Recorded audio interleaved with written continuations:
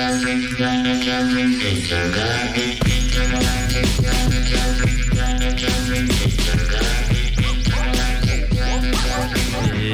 bonjour à toutes et à tous, vous êtes sur Radio Canus 102.2, la plus rebelle des radios pour le 73e congrès de futurologie, émission de science-fiction présentée par l'équipe de programmation du festival Les Intergalactiques. Et aujourd'hui, nouvel invité, nouveau jour, nouveau jeudi, nous recevons sur l'antenne Malo KRL et pas RKL. C'est ça, oui. T'as été victime de ma légère dyslexie. C'est pas grave. Mallory de ton prénom. Oui. Tout à fait. Et que nous recevons aujourd'hui pour tout un tas de raisons, mais notamment parce que tu nous avais contacté sur notre Twitter en mai dernier, si je dis pas dans ce temps-là, à peu près cette temporalité-là, puisque tu avais créé des fragments de la 10e édition du festival en avril dernier. C'est ça. Des fragments sonores dont on va discuter. Mais avant toute chose, on va apprendre un peu à découvrir Mallory. Ou je dis Mallory. Malo, ouais, on va sur Malo, ça marche. On va déjà rentrer dans ma petite schizophrénie d'avoir plusieurs projets différents. Et ben on peut d'ailleurs on va les séparer un peu. Sans transition, du coup, habile transition, puisqu'effectivement tu as un passif de chercheur en physique maths. C'est ça, voilà. Dans la théorie du chaos et les systèmes complexes appliqués d'abord en métaux puis en neurosciences. C'est ça, voilà. On pourrait passer l'émission à parler de ça, j'ai l'impression. C'est possible, Est-ce que tu peux en dire un petit peu plus sur ça?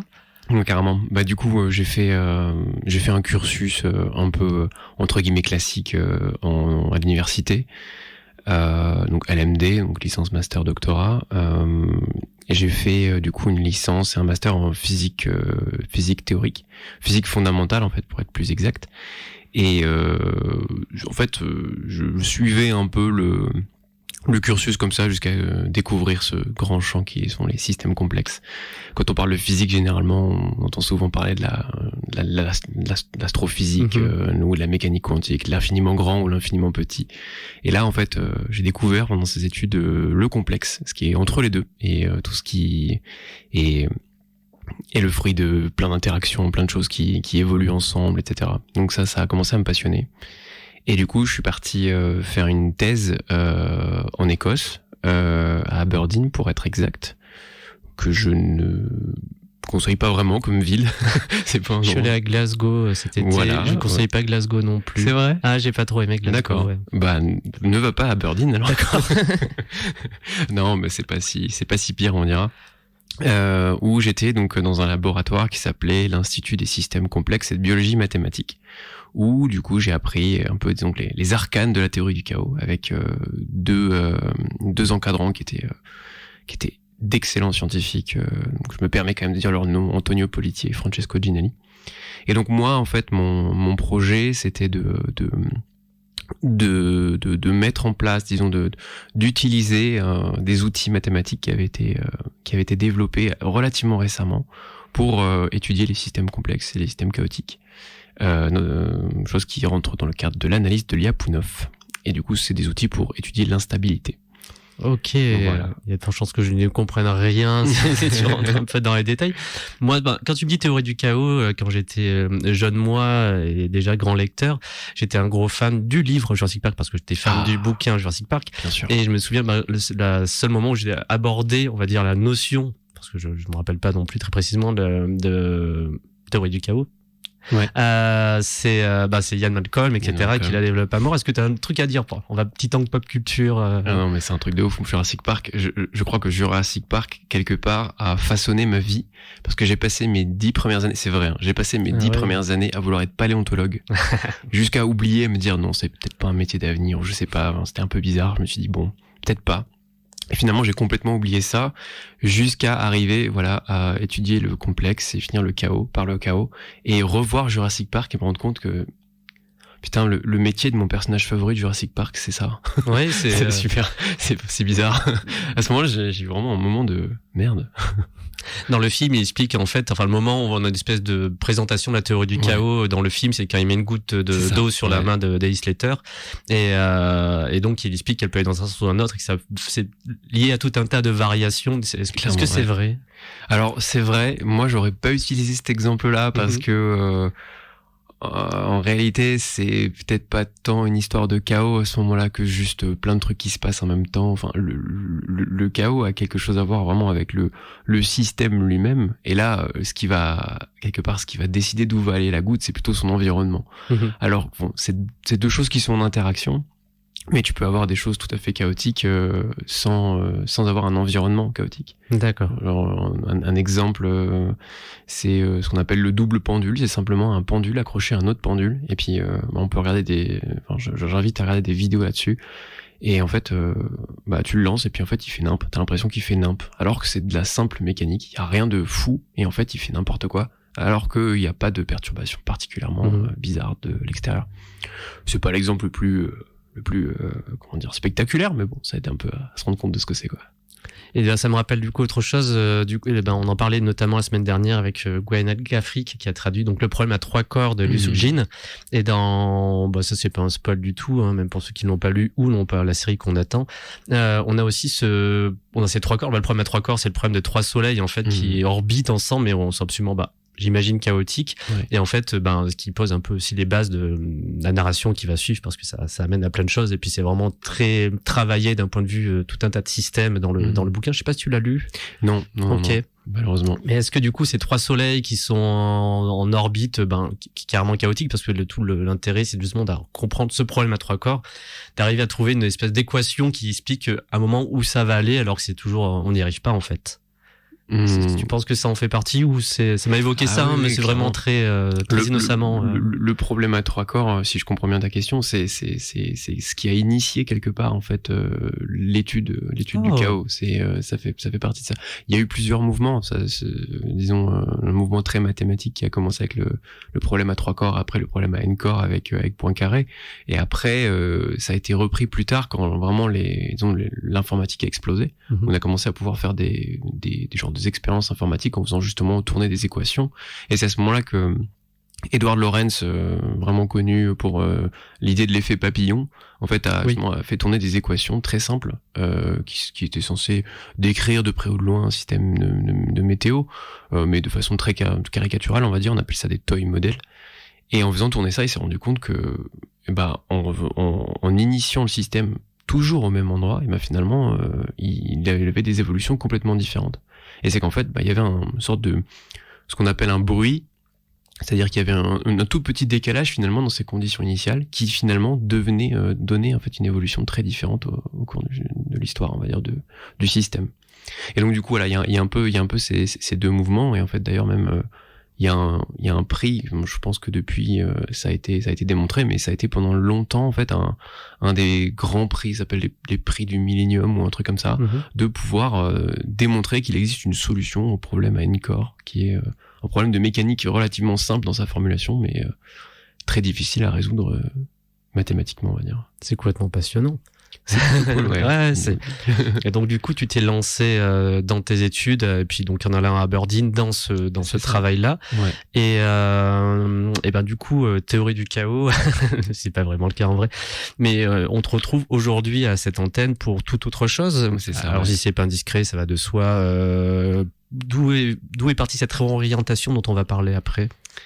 D'où c'est parti, c'est une bonne question. Je pense que c'est parti de plein de trucs différents, plein de petites tendances, de petits trucs que j'ai croisés, on va dire, qui m'ont traversé. Déjà en fait, pendant ma thèse, j'ai eu l'occasion de découvrir le monde du podcast et tout ça, et de découvrir d'autres mondes, on va dire. Et j'ai eu la chance de tomber en fait sur un cours je dis en podcast parce que je l'écoutais comme ça, un cours de fondamentaux des sciences humaines.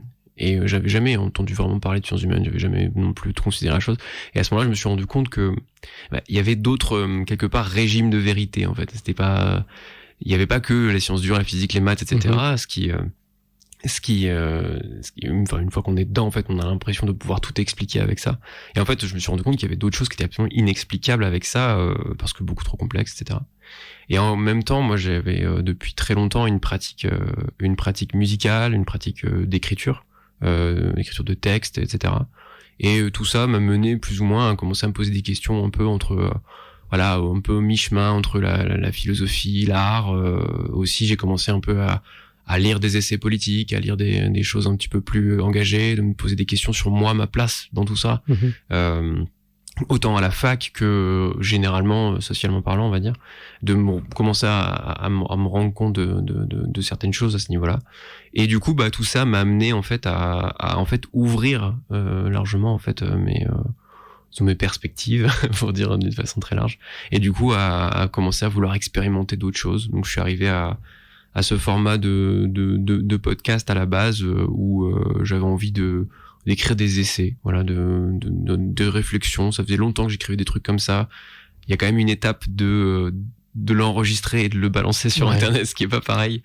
Et de mettre un peu des fonds sonores là-dessus. Alors, j'ai commencé un petit peu à faire des formats longs. Après, on m'a dit c'était long. Du coup, je me dis bon bah j'aime bien quand même le format long parce que ça me permet d'explorer des trucs que je pourrais pas autrement.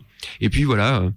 Festival des Intergalactiques, j'étais très content d'y être et en fait j'ai trouvé ça fou parce que bah je suis pas particulièrement à la base du entre guillemets du milieu de la littérature, même de la littérature des imaginaires, et je suis aussi en transition professionnelle, donc j'ai arrêté la recherche, je suis venu à Lyon en réalité pour suivre une formation de reconversion, à la base plutôt dans l'écologie et le social, mais moi j'ai voulu donner une couleur artistique et culturelle. Et donc tout ça en fait a convergé dans une espèce de truc. Donc j'étais là aux Intergalactiques et c'était cool. J'ai pu discuter avec plein de gens. Je trouvais ça fou là, espèce de proximité qu'on pouvait voir avec des auteurs et des autrices. J'ai trouvé ça super. Et je prenais des notes et je savais pas trop quoi en faire à ce moment-là. Je me suis dit bon bah je vais prendre des notes et on verra bien. Puis après je me suis dit j'ai quand même envie de faire un truc de ça quoi. Et du coup j'ai commencé à écrire. Et petit à petit, ça s'est défini en fait, justement plutôt vers des formats courts, un petit peu plus punchy que ce que je faisais avant, avec des petites ambiances un peu musicales, mais pas complètement, un peu entre bruitage et musique. Et puis voilà, en fait, je me suis fait plaisir quoi, simplement. Oui, c'est bien. En tout cas, et comment du coup, je suis d'autant plus curieux. En tout cas, merci pour le retour que tu fais pour l'équipe de programmation de ce festival. C'est un plaisir. C'est des mots que je ferai écouter. Je pense qu'ils leur feront très plaisir d'entendre. Merci beaucoup pour leur travail en tout cas. Comment t'as connu ce festival, les Intergalactiques, et qu'est-ce qui t'a attiré en premier lieu avant de vivre l'expérience que tu as trouvée dedans? C'est assez marrant parce qu'en fait, j'avais découvert le festival avant d'aller sur Lyon, avant de venir sur Lyon. Je sais pas trop comment honnêtement. Je crois que ça s'est passé sur Twitter, comme ça, sur le réseau. Genre, j'ai croisé la page des Intergalactiques sur Twitter. Je sais même pas si c'est je sais pas dans quel sens ça s'est fait. Et du coup, à un moment, je me suis dit, putain, c'est quand ce truc-là? Et moi, il y a cette date-là. Bon, bah, je réserve cette date-là, et puis on va voir comment ça va se passer. Je trouvais ça vraiment sympa, l'univers. Et encore une fois, j'étais pas du tout familier, en fait, avec, même l'univers des festivals littéraires, en général. Même, enfin, littérature de l'imaginaire, même les utopiales, des choses comme ça. Je n'avais même pas entendu parler, j'étais pas du tout de ce monde-là. D'accord. Et du coup, j'ai vu ça qui arrivait à 10 minutes de chez moi. Je me suis dit, mais faut absolument y aller et on verra bien ce qui va s'y tramer, quoi. Et donc, tu nous as contacté sur Twitter, tu nous as envoyé les fragments que tu avais fait, ouais. que j'ai écouté, en tout cas de mon côté, que j'ai fait passer à l'équipe de programmation. Je veux pas promettre qui a écouté, pas qui a écouté à partir de là. Mais oui, c'était quelque chose que c'est un objet, on va pouvoir s'en écouter un. Je propose, on va en choisir un ensemble. En tout cas, pour mon retour à moi, c'est quelque chose qui m'a un peu laissé bouche bée, dans le sens où déjà c'est une très belle expérience à vivre, je trouve. Et deux, c'est que les fragments, donc ça apporte, tu as pris des paroles, des extraits de paroles, des retours c'était beaucoup, du coup, j'ai quand même une question, j'ai le sentiment mais c'était beaucoup on va dire, de citations que tu as prises en table ronde ou en parlant avec les gens, peut-être les deux d'ailleurs, hein, mais elles viennent d'où? Moi, j'en ai reconnu, je crois, un peu de table ronde, des choses comme ça. En fait, il y avait vraiment des deux. Au début, je me demandais en fait s'il fallait que je les mette plus en avant, etc. Même dans le premier épisode, je le dis même explicitement que j'aurais quand même bien voulu les enregistrer, vraiment venir avec un micro et enregistrer un peu tout le monde. Mais en fait, a posteriori, je me rends compte que ça n'aurait pas été aussi naturel pendant les conversations, en fait, d'avoir un micro comme ça et dire, vas-y, parle, je t'écoute. Non, nous t'écoutons. Ce qui aurait été bizarre. Et en fait, c'est des choses qui m'ont traversé, que j'ai pris note, voilà, autant dans les tables rondes que des discussions, des bribes de paroles, des punchlines, des trucs comme ça. Et puis, j'avais envie de faire un mélange de ça, sans sans dire en fait l'origine quelque part, sans dire qui a dit quoi, comment, pourquoi, dans quel contexte, justement faire un mélange que moi j'ai fait un peu interagir aussi avec des choses que moi j'avais pu entendre ou réfléchir à par ailleurs, ou les réflexions qui sont nées de ces choses-là, et tout en essayant de garder quand même du respect pour ce qui s'est dit, pour ce que j'ai été récupéré, quoi, ce que j'essaye de dire dans l'intro, voilà, j'ai été récupéré des trucs, je sais pas trop ce que ça donne maintenant, mais voilà, je vais essayer de partager ça, quoi. Ok. Un peu l'idée. Eh ben, écoute, je propose d'en écouter un. Donc, moi, ils sont tous prêts sur ta page SoundCloud, que vous pouvez retrouver sur le site des Intergalactiques. Est-ce que tu en as un tu auras envie de mettre en avant? Allez, je dirais le numéro 3, parce que je pense que parmi mes proches, c'est celui qui a le plus plu, le défier le récit des puissants. C'est parti.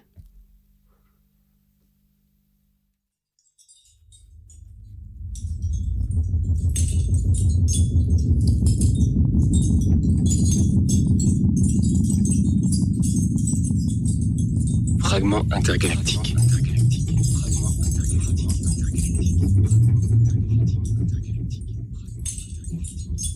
Fragment numéro 3. Défier le récit des puissants.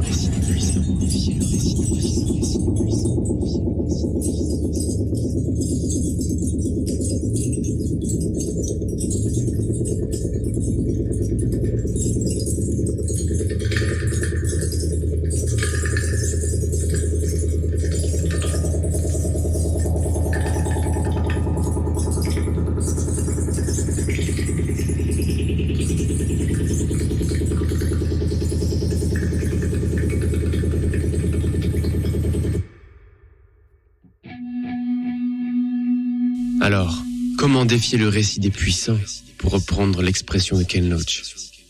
Mais en fait, la question n'est pas complète pour ces gens-là. Si on y ajoute la dimension éthique, et qu'on lui donne autant d'importance qu'à la finalité, dans une perspective clairement anarchisante, les moyens devant être alignés avec les fins, la question serait plutôt: peut-on vraiment défier le récit des puissants en étant puissant? Autrement dit, est-ce qu'un récit peut être subversif en revêtant le costume du pouvoir? Le capitalisme ne tiendrait pas tout seul.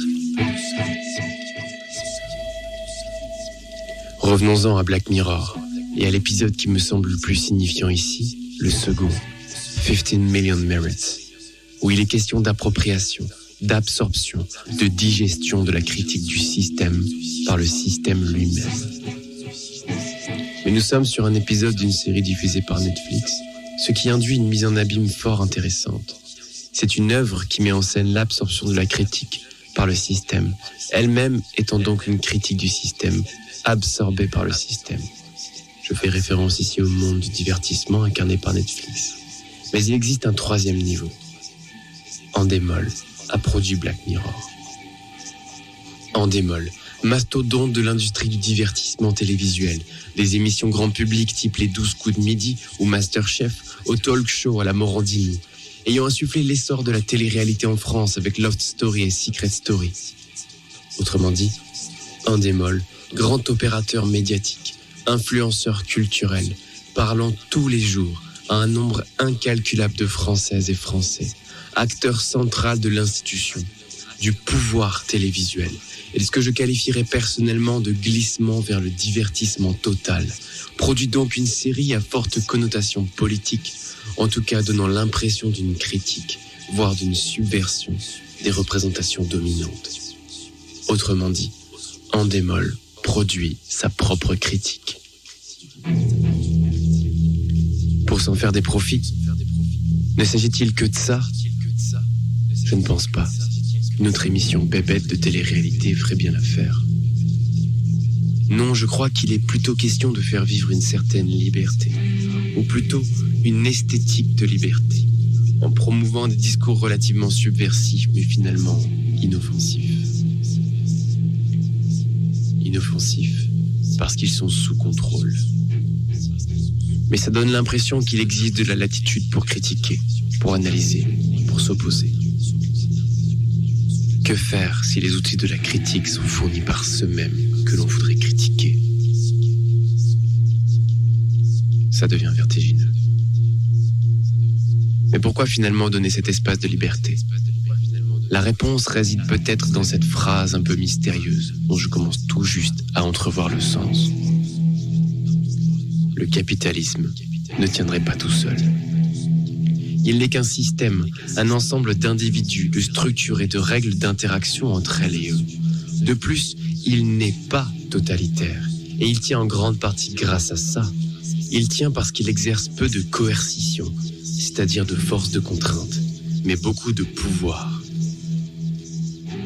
C'est-à-dire qu'il repose sur un ensemble de rapports, de représentations, de pratiques qui vont modeler les actions des personnes tout en ne nécessitant que très rarement l'usage de la force.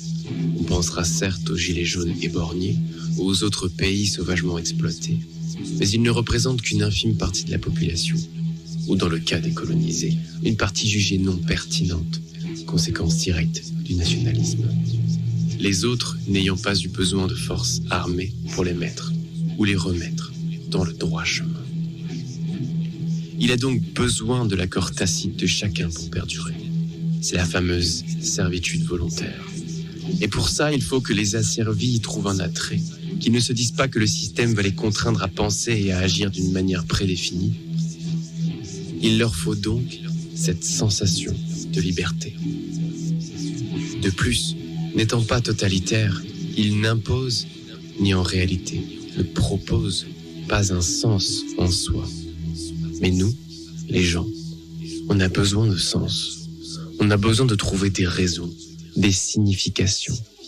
Alors pour s'en doter, pour en donner aux gens et donc perdurer, il lui faut nous laisser un peu de lest, de l'espace de créativité, de critique, d'expression. Les créateuristes de Black Mirror sont certainement très honnêtes dans leur démarche de critique. Mais pour être entendus, pour bénéficier des grands canaux de production et de diffusion, ils doivent opérer au sein du système qu'ils critiquent. Alors vient la grande question.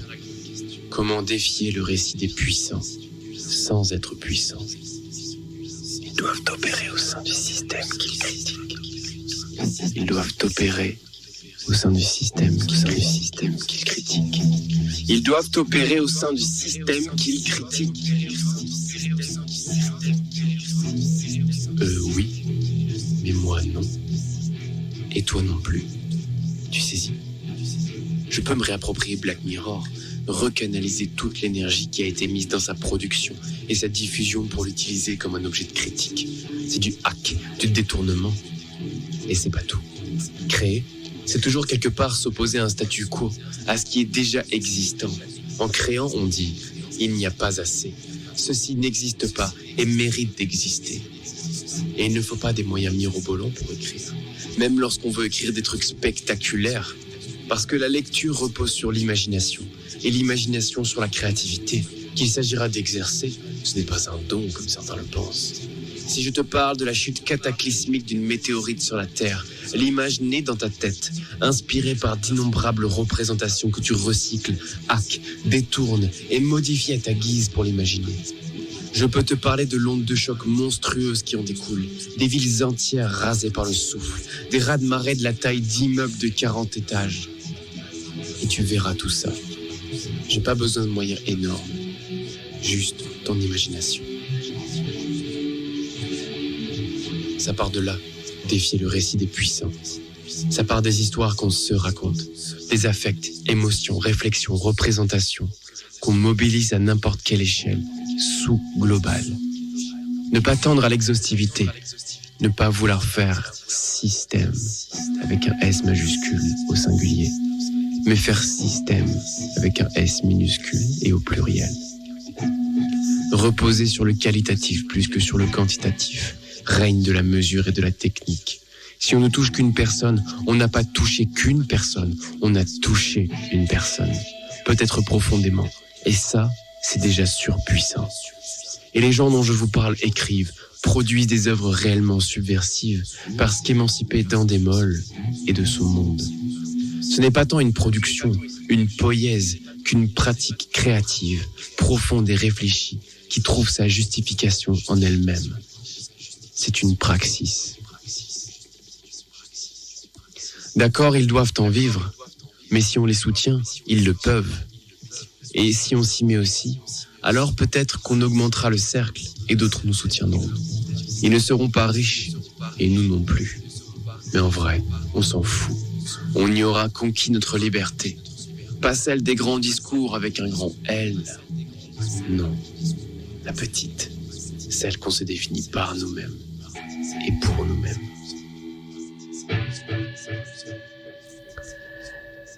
Et oula, j'en perds ma voix. C'était le 3e fragment intergalactique de Malo KRL. Donc très beau texte, hein, Merci. Vraiment. Je trouve que ça dit tellement de choses. Enfin, c'est moi qui vais en parler du coup. Ouais. Qu'est-ce que je ressens, comment je le vis, ma météo personnelle. Super. Oui, ce que j'ai apprécié tout de suite quand je l'avais écouté au printemps dernier, c'était ce que je me rappelle avoir vraiment envoyé à notre responsable littéraire et chargé de programmation de tableau en disant il a tout compris. Il a fait regarde, écoute ça, il a tout compris. Et je trouve oui, ça fait 9 minutes et quelques et ça passe crème, hein, vraiment.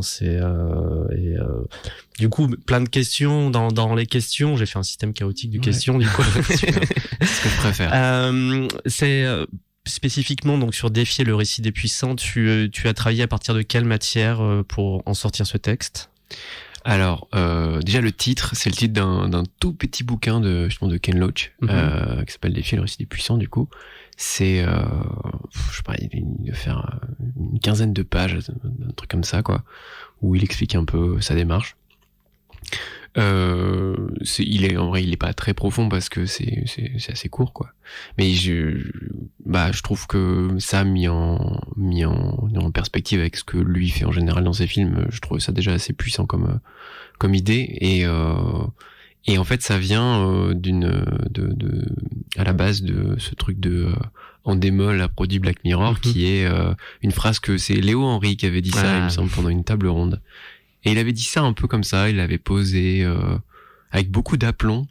Et à ce moment-là, je me suis dit, genre, c'est vrai ça je suis pas sûr. J'étais voir et tout, et je me suis dit, mais ah ouais, d'accord. Alors c'est pas direct, mais en fait c'est à travers une genre de petite société de production qui est financée par Endemol. J'ai plus le nom, mais en effet, du coup, c'est bien eux qui financent, quoi. Et du coup, un peu plus tard, pendant le festival, je suis allé un peu le cuisiner, on va dire, là-dessus. C'est aussi ça que j'ai trouvé super cool pendant le festival, quoi. C'est que les auteurs, ils étaient là et puis ils étaient accessibles. Et à ce moment-là, lui, il était, je pense qu'il y avait une autre table ronde, quelque chose qui se passait à ce moment-là. Et du coup, il était un peu, il était posé à sa table et puis il chillait, quoi. Puis du coup, je suis venu un petit peu l'emmerder, on va dire, lui poser des questions, essayer de voir un peu comment il ressentait la chose, gratter un peu ce truc-là, okay. Genre sur ce truc aussi de sa place en tant qu'auteur de science-fiction, genre est-ce que c'est possible du coup d'être subversif en passant par les gros canaux, en faisant des grosses productions, etc. Et comment lui se placer avec l'idée à la question de oui, mais toi du coup qui tu touches, ou genre un truc un petit peu provocateur comme ça, et du coup on va voir un peu comment il réagissait. Et du coup c'est majoritairement cette discussion qui a donné naissance à cet épisode. Et après aussi des réflexions un peu plus personnelles et un peu aussi l'ambiance générale, voilà, du festival, que j'ai beaucoup aimé pendant les tables rondes, justement les choses qui se passaient directement là, quoi. C'était pas ce que je veux dire à ce moment-là, c'est pas de la production des œuvres qu'on va cristalliser et qu'on va ensuite pouvoir diffuser. Non, c'est quelque chose qui se passe maintenant, en fait. Il y a quelque chose qui s'échange, quelque chose qui se crée, enfin du coup pas crée, mais qui se pratique. Voilà, c'est ça. Tu vas faire pleurer toute l'équipe de programmation du festival, je te jure. J'ai les larmes aux yeux. Non, mais quand j'entends ça en tant que coordinateur du bazar, ouais, enfin on fait ça pour ça, en vrai, que et écouter une personne on se découvre aujourd'hui, en parler de cette manière, enfin ça donne un sentiment un peu d'accomplissement, dans le sens où ça fait on a au moins ce que tu dis un peu dans ton texte qu'on a écouté, on a touché une personne, et là tu me touches aussi par rétroaction. Non, c'est super. Et puis Léo Henry t'es tapé à notamment une bonne porte, puisque c'est un fidèle du festival, un auteur qu'on pousse et qu'on soutient, et que notamment notre responsable littéraire une admiration sans borne pour lui, son travail. Et c'est une belle personne tout court au passage. Et voilà, il était là les 2 dernières éditions et il revient en avril prochain. Trop bien. Donc il sera de retour. C'est pour nous, ça fait partie de ce qu'on appelle les auteurs doudous. On en a quelques-uns comme ça, c'est-à-dire c'est les auteurs. Même s'ils n'ont pas nécessairement une actu littéraire, ce qui est le cas là en tout cas, on aime les avoir à nos côtés dans ce festival parce qu'en fait ils nous apaisent d'une certaine manière et ils nous et on est bien avec eux, on est apaisé, on sait qu'ils vont être contents, on sait qu'ils comprennent tout à fait ce qu'on fait et on a besoin de ça aussi. On n'a pas besoin que d'avoir des têtes d'affiche, etc. Et pour nous c'est important d'être entouré, de s'entourer aussi dans ces intervenants de gens avec qui on se sent bien tout simplement. Ouais, je comprends tout ça. Et le Henri, oui, c'est vraiment tapé à la bonne porte, quoi. Super. Point de vue création musicale, comment tu as travaillé?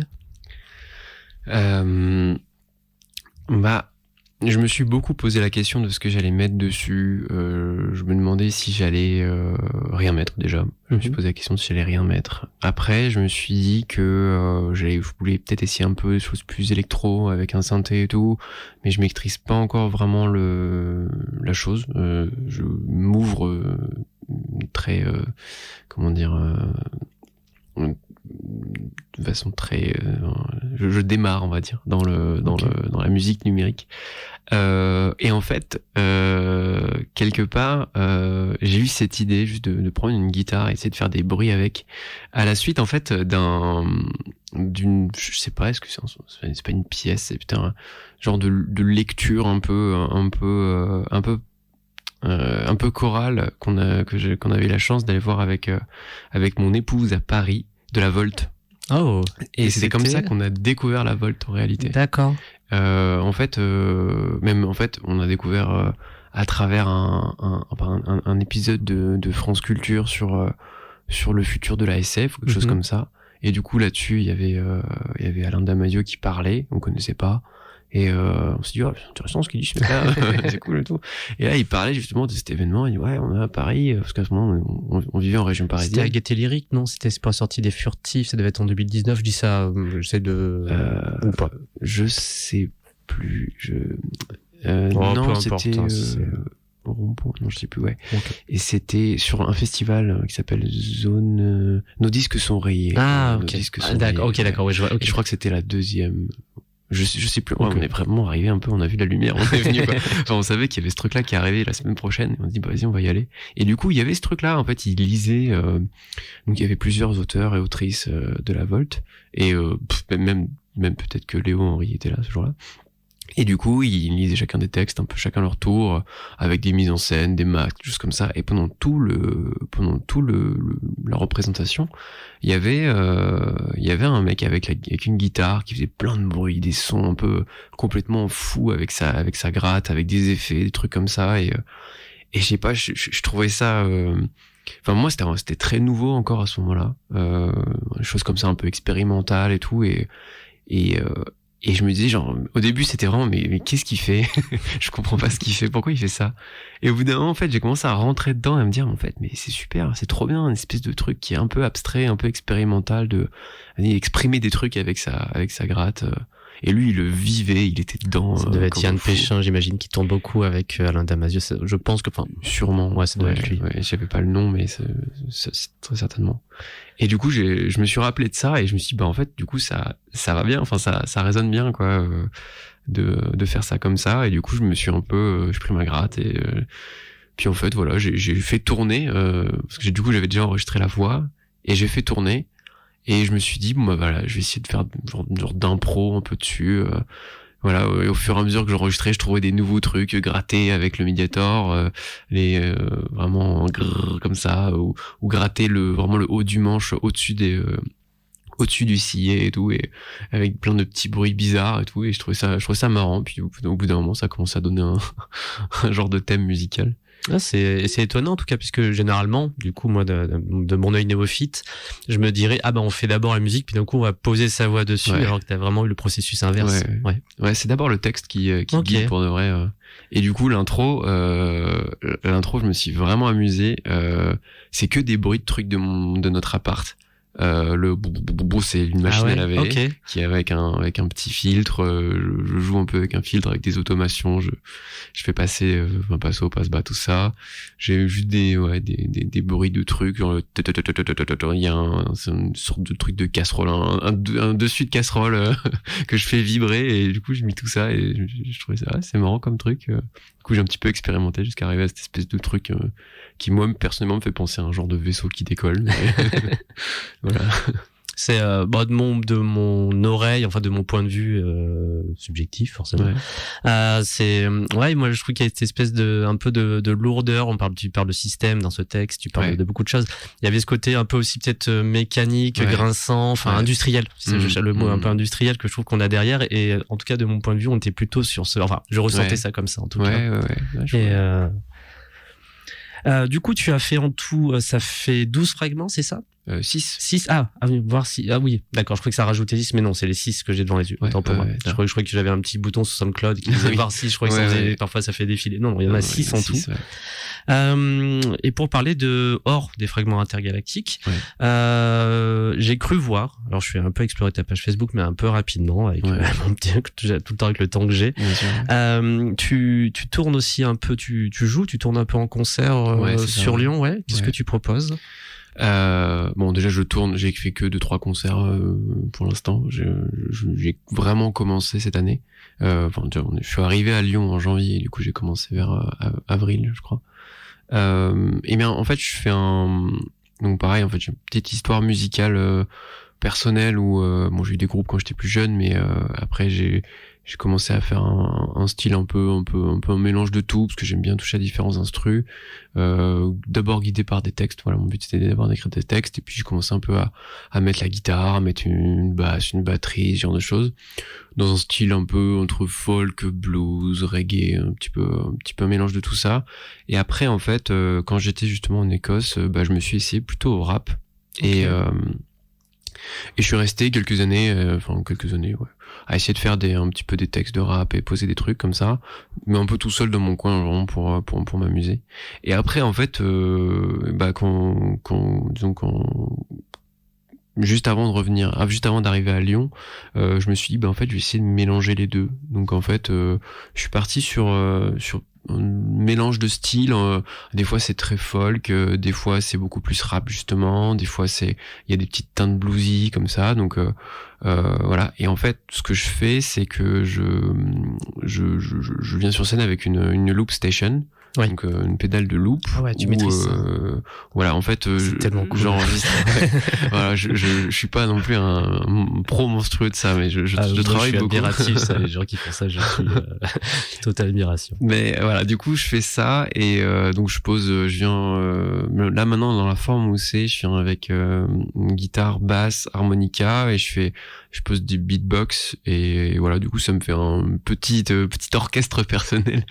Et voilà, donc ça part soit sur un petit groove de basse avec un petit beatbox, après je pose une petite guitare, et puis après je pose du texte dessus, et voilà, c'est à peu près comme ça que ça évolue. Donc des fois c'est plus bluesy, des fois c'est un petit peu plus rock, des fois c'est plus folk, des fois c'est vraiment beaucoup plus sur le texte en lui-même. Enfin en général ça tourne quand même beaucoup autour du texte.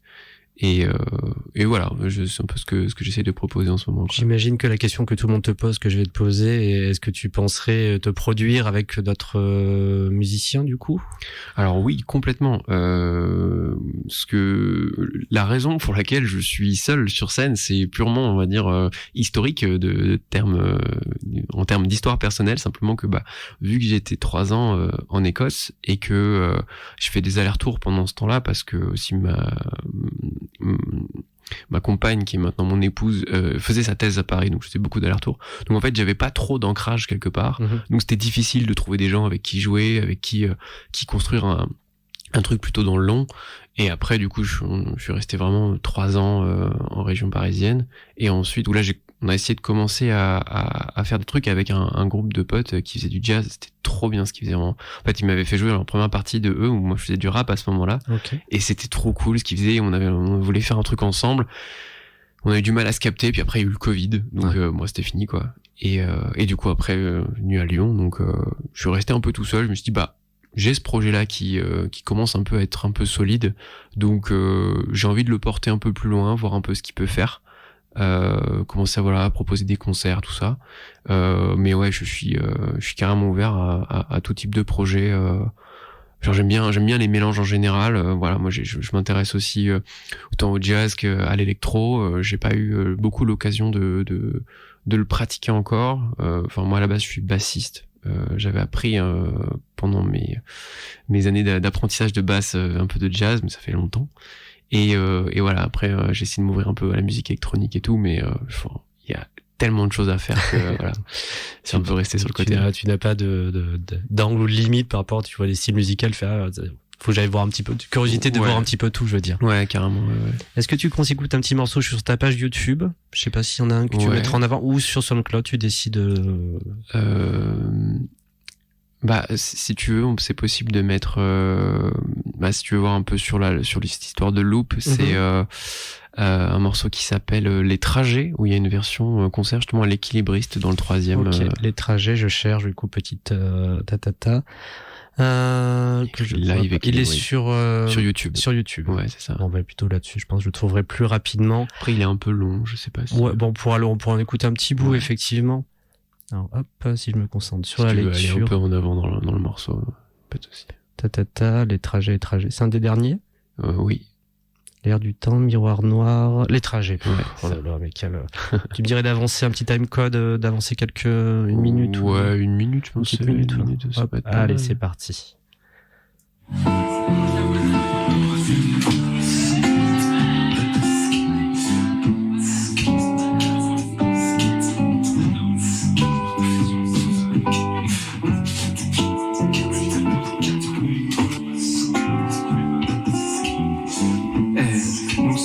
Les Trajets. C'est un peu un hymne à la...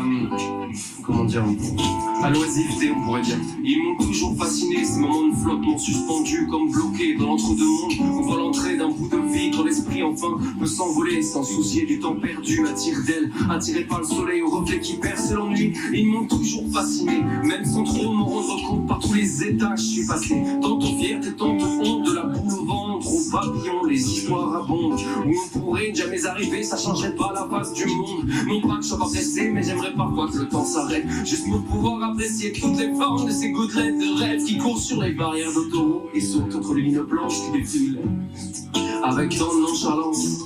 Liberté facétieuse qui montre son nez que quand elle le veut, mais tellement précieuse qu'on ne peut lui reprocher ce petit jeu, un petit tuban sur son petit îlot avec elle. La lune d'amitié se noue, rêverie inavouée, une belle illusion. Secret gardé par les loups, secret gardé par les loups.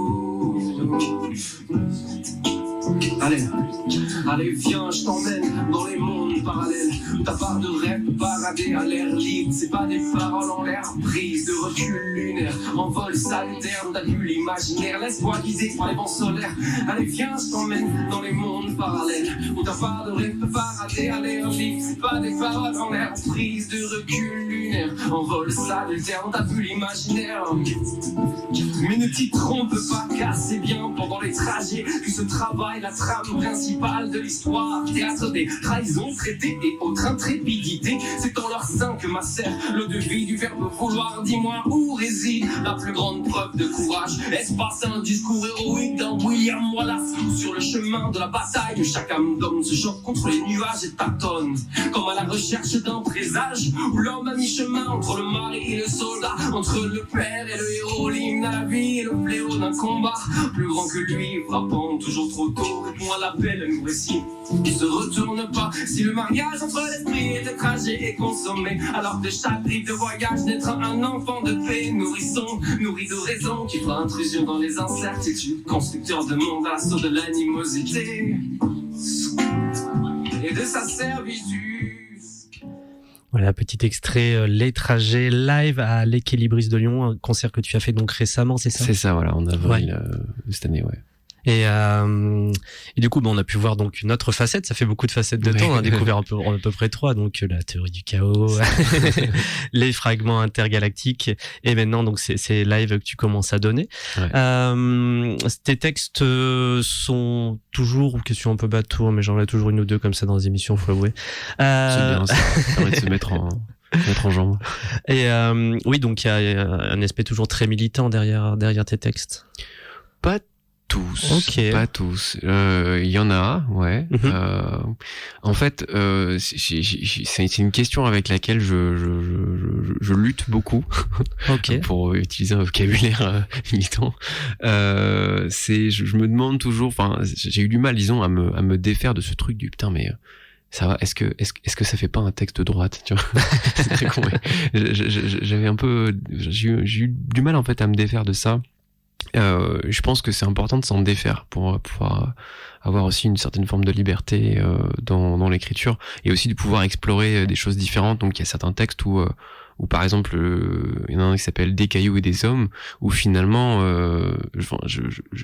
j'essaye d'incarner en fait une parole fondamentalement conservatrice en fait, de dire je sais plus comment je dis ça, mais c'est pour survivre dans le monde moderne, faut être un caillou, et c'est tout, quoi. En fait, tu peux pas c'est ceux qui braillent, qui arrêtent pas de contester, ils vont finir par se briser, quoi. Alors c'est ces trucs-là pour montrer un peu l'absurdité de la chose, en fait. Donc ouais, il y a un truc ici qui est assez militant, et j'essaye un peu de me placer différemment. Mais j'ai envie de dire, des textes comme celui-là, et ils le sont, mais sur un point de vue plutôt esthétique quelque part. Ça accompagne vraiment. Enfin, c'est vraiment la traduction d'un cheminement aussi assez personnel. Quand je me suis mis à écouter pas mal de rap à un moment, des trucs assez engagés socialement, politiquement. Et après, j'ai découvert d'autres artistes qui étaient aussi engagés, mais d'une autre façon. Notamment, j'ai en tête forcément celui que j'écoute beaucoup, c'est Douz Kawa, qui a un côté quand même politique quelque part, et qu'on peut entendre, je trouve, plus dans son dernier album, mais qui a fait un côté vraiment esthétique, au sens où c'est pas juste c'est beau, mais au sens qu'il essaye d'explorer en fait des affects, des réseaux de signification, des choses comme ça, des choses un peu profondes, et d'essayer de je sais pas, quelque part d'exprimer, d'extérioriser quelque chose. Et je trouve, en l'écoutant, souvent enfin, il y a des textes, je les écoute, et à chaque fois que je les écoute, je pense à un truc différent, ça m'emmène autre part, et j'essaie de traduire un peu ça, enfin, de produire un peu ça aussi dans mes textes. Par contre, c'est vrai que ce que je me suis rendu compte un peu a posteriori, en regardant un peu tout ce que j'ai écrit jusque-là, il y a toujours quelque part un terme qui est de l'ordre de l'émancipation, mais c'est au sens large en fait, qui est une espèce de recherche, une recherche de quelque chose, de autant de discussions, de contraintes vraiment fortes de la vie, ce qui serait plutôt là des cailloux et des hommes, qu'est-ce qui nous rend en fait comme des cailloux, ou alors celui-là, les trajets qui est plutôt dans l'espèce d'ouverture à un mouvement d'aller, vas-y, on s'en fout, on va dans les mondes parallèles, et en fait on est bien là, et du coup voilà, quelque chose de cet ordre-là, on va dire. Moi, j'ai envie de faire une petite psychanalyse du coup de ton travail. Ça me passe, pareil, c'est l'idée qui me passe par la tête. Je suis de l'association d'idées, hein. Mais donc tu travailles sur les loops et choses comme ça d'un point de vue musical. On pourrait dire que c'est ton côté scientifique, mais via ton texte et ta voix, etc. Tu pars sur les sciences humaines et sur ce qui s'émancipe du coup de cette robotique musicale. Ouais. C'était un test. Petite observation, ouais. Je sais pas si on peut dire ça. Je pense que la loupe, c'était un truc très pragmatique de j'ai envie d'avoir plusieurs instruments. Mais avant, je me suis posé cette question, et honnêtement, je me suis même dit, est-ce que je peux pas en faire un peu une identité d'artiste quelque part, avoir c'est comme si je suis sur scène avec un genre de robot, quoi, un espèce de truc justement qui est enfin, en fait, même je me suis honnêtement posé la question à un moment de je suis pas du tout un artiste low-tech quelque part, parce qu'en fait je suis obligé d'utiliser une pédale de loop qui est un objet quand même assez complexe, d'autant plus que j'ai récemment en fait acquis une nouvelle pédale de loop qui c'est un vaisseau spatial, le bordel, hein. C'est un truc de fou furieux, tu peux avoir plein de loops les unes sur les autres et tout, et plein d'effets, et du coup ça pose la question il y a un côté très technique dedans, et je me suis dit que du coup ça peut peut-être être un truc intéressant à assumer aussi.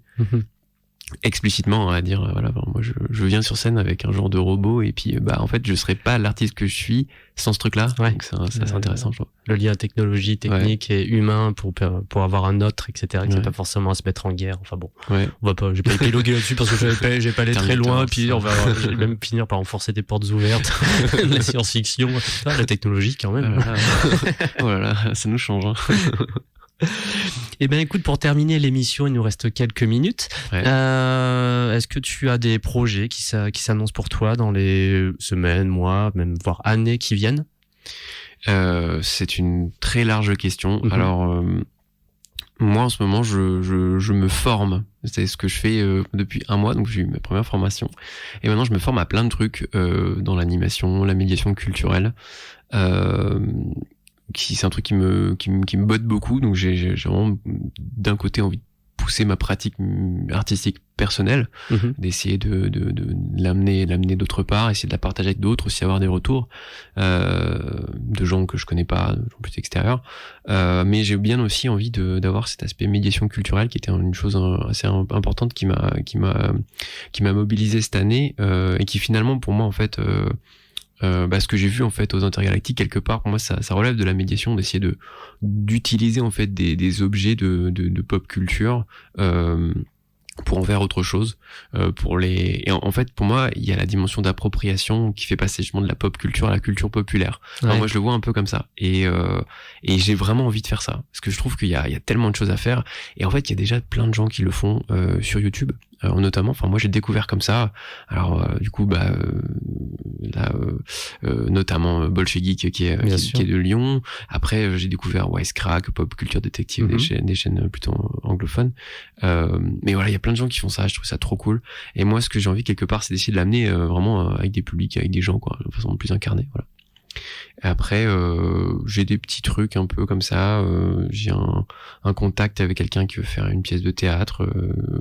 Moi je suis pas trop à la base dans le théâtre, je découvre aussi ça cette année, donc voilà, une affaire à suivre, une pièce sur un peu les aspects un peu intergénérationnels, le changement climatique, un truc comme ça, un truc un peu entre environnement social, tout ça. Et je participe à un projet de fondation d'une école post-bac dans l'écologie et le social, donc là c'est vraiment plus sur le côté formation, etc. Beaucoup moins sur le côté culturel et artistique, donc ça s'appelle Ecologica. Donc là c'est en train de travailler à ce projet-là, donc je peux en dire plus quand on sera arrivé plus loin. On a fait une journée de lancement, une soirée de lancement la semaine dernière. Et voilà, donc là je suis dans l'exploration large, on va dire. On sent que tu es sur une rampe de lancement en fait, ça, avec tout un tas de différents facteurs et envies et qui se composent aussi un peu avec le temps et forcément ce qu'on peut faire aussi tout simplement. Je dirais surtout en fait ce que je fais maintenant, c'est que je rencontre des gens. Et ça c'est vraiment un truc de ouf. Enfin, j'ai pas pris beaucoup le temps pour le faire avant, au-delà de mon milieu vraiment professionnel et encore assez limité. Et là en fait je rencontre plein de gens de partout, voilà, des gens plutôt du théâtre, des gens de la musique, des animateurs socioculturels, des médiateurs, des profs, des chercheurs, et je serais trop cool. Vraiment je conseille à tout le monde de rencontrer des gens, c'est trop bien. Tu trouves que Lyon est une bonne ville pour avoir la rencontre facile? Ouais, carrément. Ouais. Après, c'est la première fois que on compare toujours à Paris, hein, que tu viens de Paris, je sais que qu'on se compare toujours. Enfin, Lyon, on se compare à Paris. On regarde toujours Paris, c'est gros yeux, mais ça devrait être nous. Alors, ce qu'il faut dire, c'est que moi, j'ai pas vraiment vécu à Paris, justement. J'étais en banlieue, on va dire. En banlieue. Dans le sud de Paris, j'étais à Massy. Donc, plutôt dans ce que j'appellerais plutôt une ville dortoir quelque part, même s'il y a plein d'initiatives intéressantes qui se faisaient, mais moi, j'ai jamais trop réussi à m'en saisir. Donc c'est la première fois en fait que je vis vraiment au centre d'une grosse ville et en fait d'un côté la formation que j'ai suivie a fait que j'ai rencontré plein de gens d'un coup, donc déjà ça donne plein de clés de lecture, savoir où aller, quels sont les endroits cool, etc. Donc dire rien que ça, c'est on t'arrive dans une ville avec un mode d'emploi, ce qui est trop bien. Et après du coup voilà, ça m'a permis justement d'aller de me sentir à l'aise pour aller rencontrer des gens et tout. Mais c'est vrai qu'en fait il y a une dimension vraiment intéressante de grosses villes, mais ce qu'on me dit souvent, j'ai l'impression aussi de Lyon, c'est que ça reste quand même à taille humaine. Genre voilà, enfin moi ça m'a pris 10 minutes de vélo pour venir aux Intergalactiques et je trouve ça trop cool. Là, en 20 minutes de vélo, je suis là et ça me permet de rencontrer des gens vraiment physiquement et d'être là et de discuter, ce que je trouve vraiment vraiment trop bien. Ce qui rejoint tout à fait tes envies de médiation, Ouais, etc., et que ça passe par le dialogue, pardon, et la communication directe. Ça, ouais. Eh ben, écoute, Malo, on va terminer cette émission. C'est un plaisir de t'avoir reçu ici. Un très, très grand plaisir. On pourra retrouver sur le site des Intergalactiques, sous ce podcast, les liens vers son SoundCloud, sa SoundCloud, sa page YouTube. SoundCloud, quand je parle anglais, ça devient un enfer sur Terre. T'aurais rigolé si tu m'avais vu en Écosse. Et, moi, je comprenais pas les Écossais, donc. Bon, j'ai pas eu le temps mais j'étais un peu aux endroits touristiques. Enfin, donc ça a passé. Eh ben, on te suivra avec très grand plaisir sur la suite de tes aventures. Suivez-les aussi sur Twitter, SoundCloud, YouTube. Et au plaisir de suivre tes futurs travaux et tout ce que tu vas faire. En tout cas, au plaisir de vous suivre aussi. Merci beaucoup. Eh ben, merci Malo, merci à tous. Vous êtes sur Radio Canus 102.2, la plus rebelle des radios pour les 73e congrès de futurologie, émission de science-fiction proposée par l'équipe de programmation des Intergalactiques.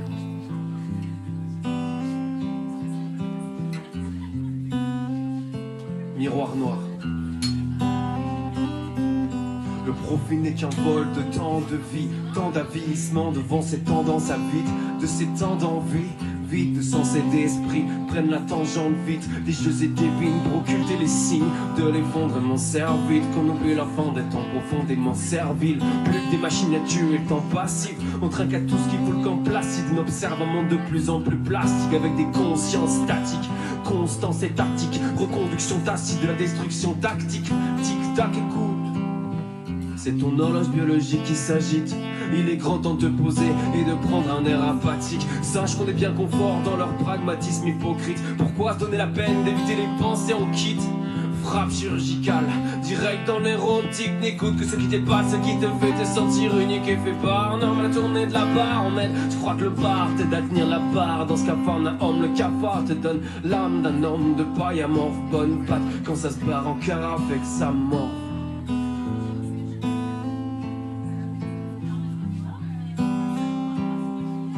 En carafe et que ça morfe.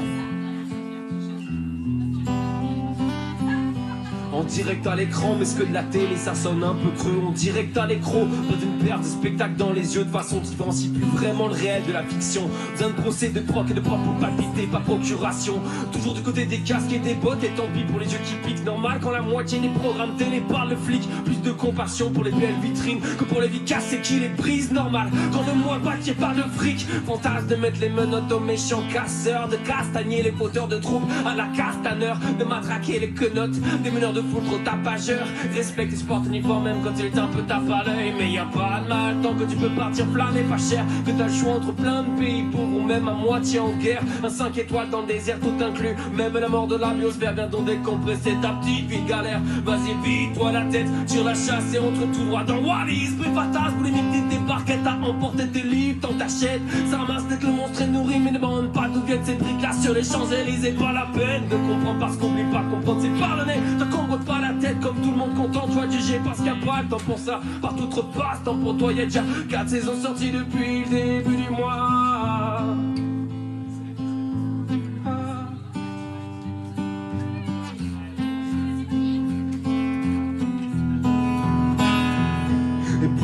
Épouvantail éprouvé par l'absence de phare ou de rivage. Et pourtant le pouvoir est partout, le gain par le virage, ébloui par le mirage de la roue qui tourne.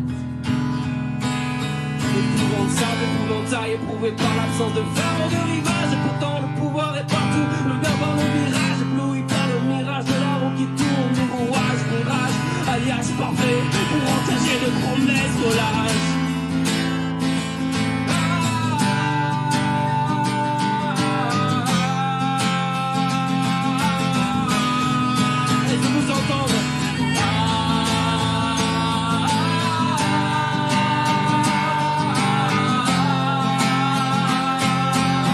J'entends rien, allez, allez.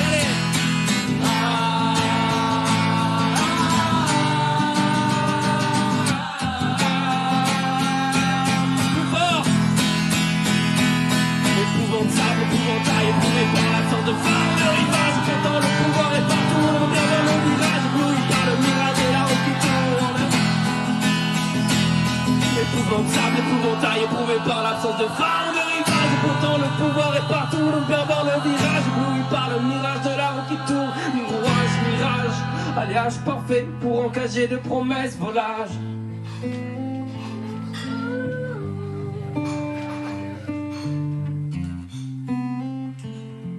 Mirouage, mirage, alliage parfait pour encager de promesses volage.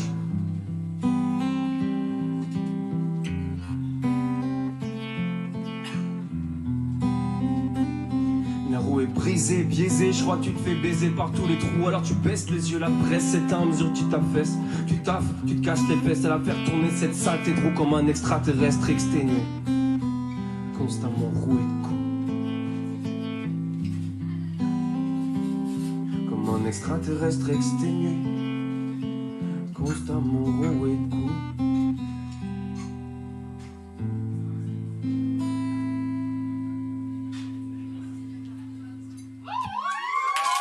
Merci, merci, merci. Vous avez géré, vous avez trop bien chanté.